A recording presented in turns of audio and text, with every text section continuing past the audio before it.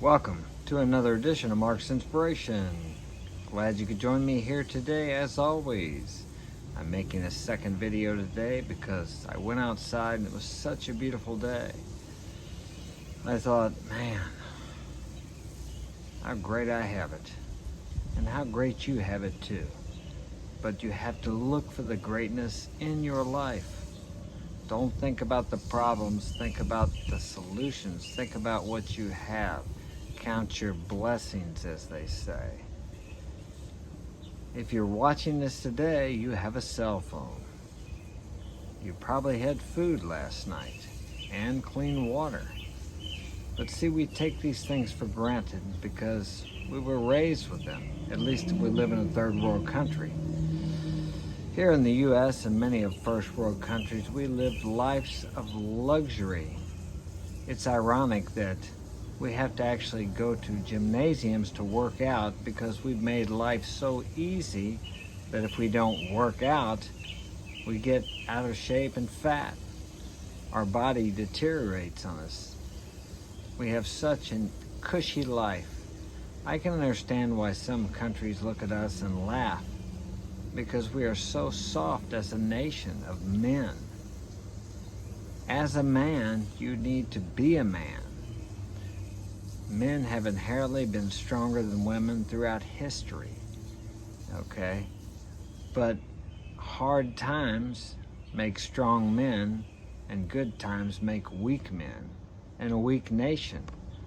Because the strength of a nation derives from the strength of the men in that nation. Unfortunately, it takes struggles and difficulties to make men strong. I don't always feel like doing what I'm doing. Today I feel great.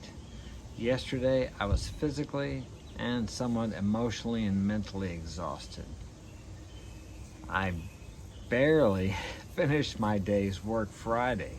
I actually had to go from one job to another, and I left the main job that I had to do this little repair for these clients about 30 miles away, and I thought to myself, when I finish that, I'm just going to go home and lay down. But I got it done, and I went back out to the main job, and then when I got out of the van, I thought, man, I'm exhausted, but I went ahead and finished the day.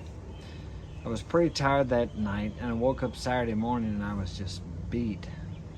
I'm like, I know I need to rest. I didn't want to, but I needed to rest. I work 7 days a week. I get up at 5:30, 6 o'clock in the morning. I finish my evening at 9:30 or 10 o'clock at night. Now, I enjoy that, so it's not like I'm working. I say it's work because from another person's point of view, that would appear to be work. But even though it is something I love to do, I sometimes become exhausted. So yesterday I had to lay around mostly all day. I mean, my body was so lethargic. But finally, after about 3 or 4 o'clock, I started feeling better. I got up and worked out, because during these times when I'm really busy with my construction work, painting contractor, I don't work out but 2 or 3 days a week with the weights, because my job is so physically demanding. But I felt better, so I worked out, short workout, 20-25 minutes. Today I'll work out again. I feel refreshed and rejuvenated today. So as a man, sometimes you have to just rest. You have to listen to your body. Now, you can't always act on your feelings. There were things I had to do yesterday.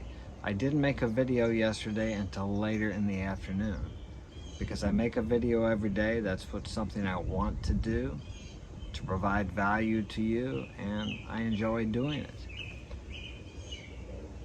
A man doesn't always follow his feelings. If you're following your feelings most of the time, you're probably more in your feminine.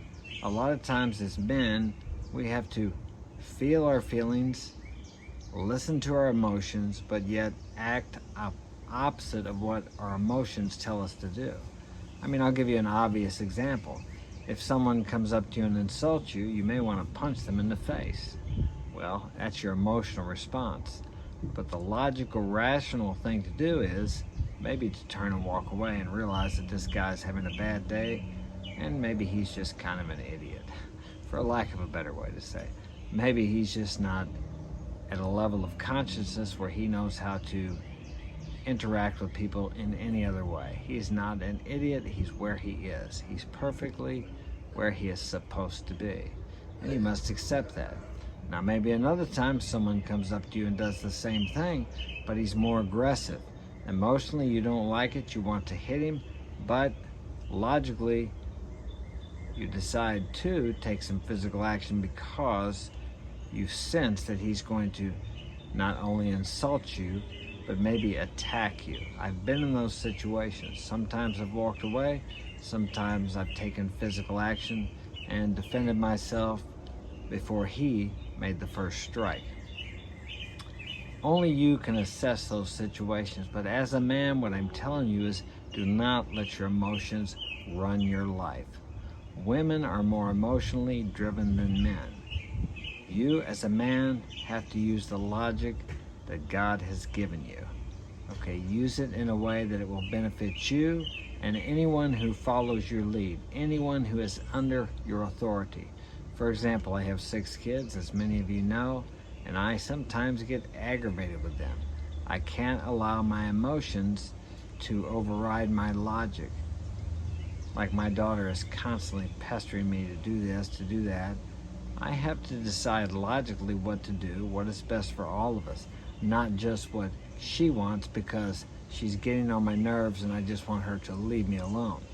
And many men do that with their women, with their wives, and with their children. I've done it with my daughter before, and it doesn't end well because she loses respect for you. If you give them too much, every time they complain or whine or moan about something, they lose respect for you. They can see that you're not being the strong, dominant leader that you need to be. Now, I said dominant, I didn't say domineering. There's a difference, okay?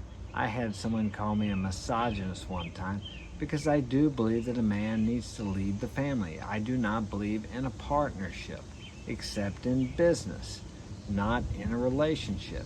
Are we in partnership with the president? I guess some of you could say that we are, but who makes the ultimate decision? It's the president, and we follow his lead. Well, we follow the laws of the land. If we don't, we go to jail or we're fined. So there has to be a leader, and the leader for centuries, thousands, hundreds of thousands of years have been the men. Men built this country. Women cannot survive without men. Who built the homes? Who built the skyscrapers? Who built the infrastructure? Men have done it. Now we have some women that are starting to help do that, but women are just not as interested in general as men are in these things. They don't take the same pleasure, they don't get the same fulfillment out of it as men do. Men built this nation and any other nation before it. Now that's not to demean women. Women have their place, just as men have their place. Men need to protect and provide for the women and the children, which they have done for centuries or eons. Were they not doing that, we would not be here today. On the Titanic, the men gave their lives for the women and the children. And I could give you countless examples of where men have given their lives for women and children. That is their place. If it needs to be done, they do it. They go out and fight the bear. They go out and fight the Indians. They go to the door or downstairs when the criminal breaks in. That's a man's place. So a woman is here to raise the children, to provide for the children through the man. I know this sounds misogynistic to many women nowadays, but how's this all working out with the divorce rate at about 50% as it is? I love women. I love my mother. I love my wives. They just got to where they didn't respect me, and I ended up divorcing them. And each one of them, except maybe the first, but she even missed me after she left, but I don't blame her for leaving me. But the last 3, I asked the last one, she said, "You're just too good to us." I treated them too well. I'm not saying you should treat them badly, but I was just too good to them. And you could say that's from low self-esteem, but I have yet to meet a woman that you could treat like a queen and she wouldn't treat you like a servant. I'm not saying there aren't some out there, but in general, a woman does not want to be treated like a queen because a queen is up on a pedestal. No woman wants her man to put her on a pedestal because she wants to look up to her man. She wants to be equal or to feel equal to every man except the one she's with. She wants to admire the man she's with. She wants to believe in his strength. She wants to trust him. She wants to know that if she passes on or something happens to her, he will be able to handle things. He will not fall apart and come to pieces if she dies, if she leaves him, or whatever. She has to know that he can continue his life with or without her. That's how she wants to feel about her man. Of course, she wants to feel loved by him, but it's more an action of protection and providing than all the mushy, romantic, oh, I love you so much, honey, I don't know what I would do without you. My life is only good with you. That's if a man is saying that to his woman. She doesn't want to hear that. She may say she does, but she doesn't. She doesn't want to see you cry. She doesn't want to see you being emotional all the time. There's a time and a place for that as a man, but it's not in front of your woman. She has to feel like you are the rock, the mountain, where she can run when she has her emotional storms of life, which she has. If any of you have been married or dated someone for a long time, around their time of the month, a woman can get very emotional. I've had some of them tell me, they go nuts and they say, don't listen to me. You know, this is my time of the month. I don't know. You know how I am. They'll say crazy things to you. They even realize that they become extremely emotional and they don't think rationally or logically. In general, I'm not saying every woman is like that, but that is how women are. Their hormones, they get imbalanced, they change, it's different. So, but you as a man don't have that time of the month, so you don't need to be going up and down with your emotions. I've made the mistake of sharing my emotions, too much of my emotions with certain girls. They don't want that. Share it with your buddies. Share it with your God. Share it with anyone, your therapist if you're going to therapy. But be a man around your woman. Be a rock. Be the mountain. They will admire you for that, and they will feel safe and protected. They will feel like their children are safe and protected with you as a man being that type of man. Don't listen to what society or modern culture tells you about a man. Watch and see how that works if you try that in your relationships. The movies do not depict how relationships really work. So don't follow that example either. Okay, that's it for today. That's my outside video today. Hope you've enjoyed it. Smash that like button, subscribe. Have a great day.